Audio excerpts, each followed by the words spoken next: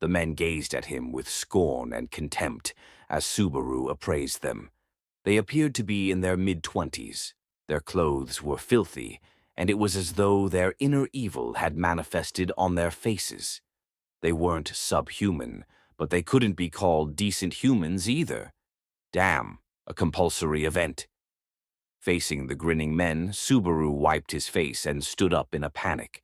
They were clearly bandits, and considering the state of the world, they might even take his life. Mission 1. Repel the bandits had begun.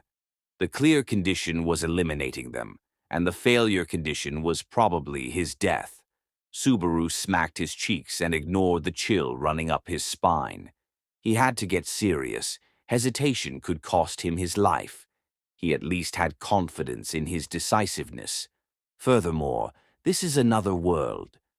Considering the typical pattern, I might be super strong here. Something like the gravity being a tenth of what it was, or, come to think of it, my body feels light. Maybe I can win. He's murmuring something. Maybe he doesn't get what's going on. Should we teach him? Unlike Subaru, the men remained fairly calm. However, Subaru continued to face them without backing down. Whoa there, you guys won't be so calm for long. Let me warn you, guys like me fantasize about this sort of thing all the time. I'll beat the crap out of you and turn you into XP. I have no clue what you're saying, but you're going to die for mocking us. That's my line. With that declaration, Subaru launched his preemptive attack before they could react. He flew into one of them with a full-bodied right straight.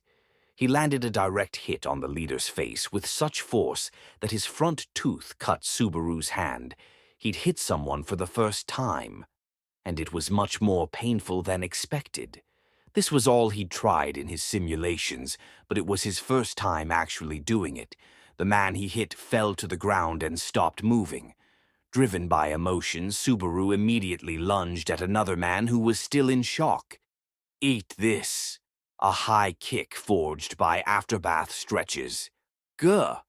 His foot drew an arc right into the man's temple and slammed him into the wall. Having knocked a second person out, Subaru started to believe he was invincible due to his unexpectedly competent performance. Looks like this world is set to raise my power after all. With all this adrenaline, I can definitely win. Filled with courage, Subaru turned to the last man as he prepared to take him out. However, the glint of the knife in his hand caused Subaru to prostrate himself on the spot.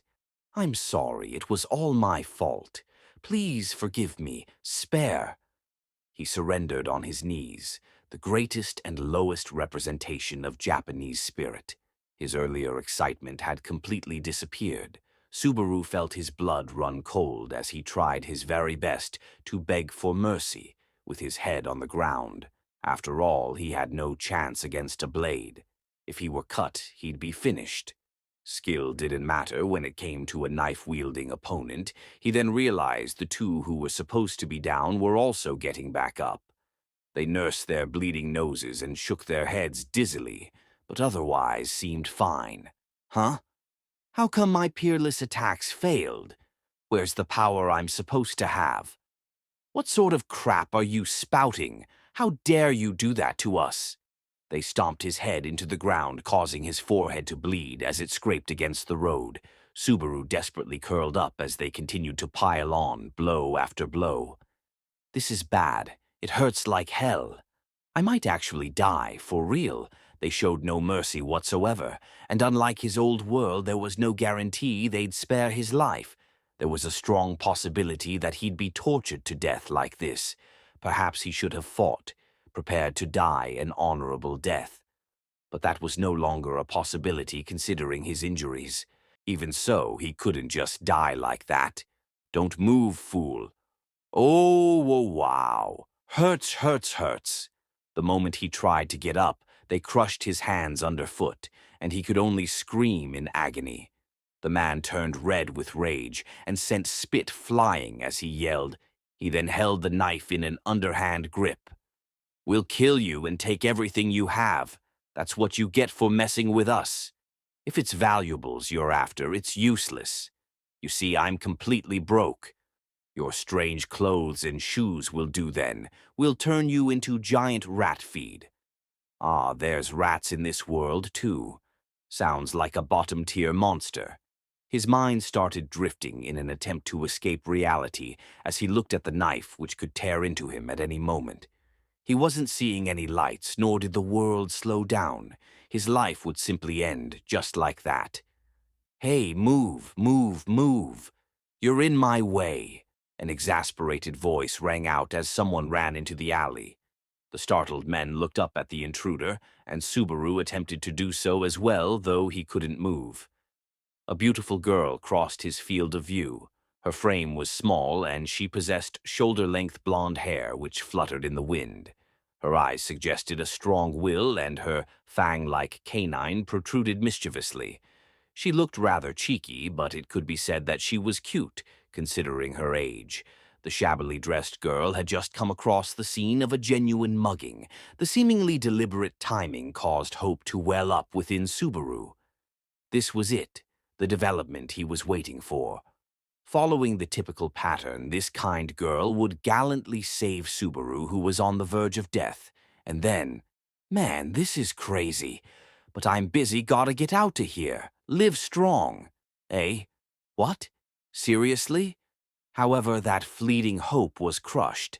Their eyes met momentarily, and she raised her hand apologetically as she continued to run past them into what seemed to be a dead end.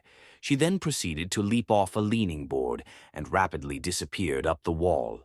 With the girl gone, the alley naturally went silent. She'd gone by like a typhoon, leaving them dumbfounded, but Subaru's circumstances hadn't changed one bit. Now that the mood's been lightened, I don't suppose you might let me go. On the contrary, we're even angrier. You're not going to die a peaceful death, you know. The man with the knife looked serious. Subaru realized that he was finished for sure this time. His hands were still trapped under their heels. It was too late to attempt to get up. Ultimately, despair conquered his heart. It's over. Just like that, in a place like this. It's true I haven't lived very virtuously. Even so, a death like this is just too cruel. If I were to ask what I did, the reply would be that I did nothing at all. A completely idle demise. Pain. Wasn't it? There was something else causing him to tear up. It wasn't something like the fear of the end. He just couldn't bear having lived such an empty, meaningless life. That's enough, villains. A clear voice rang through the alley, overpowering the noise of violence, the men's vulgar jeers, and even Subaru's own ragged breaths.